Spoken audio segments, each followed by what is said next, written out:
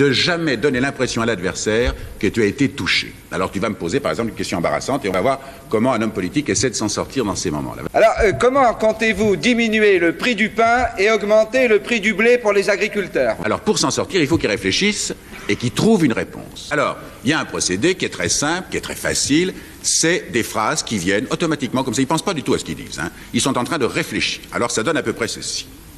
Monsieur Berthaud, vous m'avez demandé, vous m'avez posé une question à laquelle je m'attendais d'ailleurs, et je dois dire que même si vous ne me l'aviez pas posé, c'est un problème que j'aurais vraisemblablement abordé moi-même, parce que c'est un problème extrêmement grave, et les Français et les Françaises qui nous écoutent ont le droit de savoir ce qu'il en est. Je voudrais, si vous le permettez, monsieur Berthaud, répondre à cette question avec infiniment de franchise. En effet, c'est une question qui concerne au premier chef la nation, et même la nation agricole qui nous écoute et qui est inquiète, et nous comprenons son inquiétude. Donc, vous m'avez posé cette question très franchement, et je vais vous y répondre très franchement. Chrono, ça fait combien? 50 secondes. 50 secondes. Pour ne rien dire. J'ai toujours rien dit.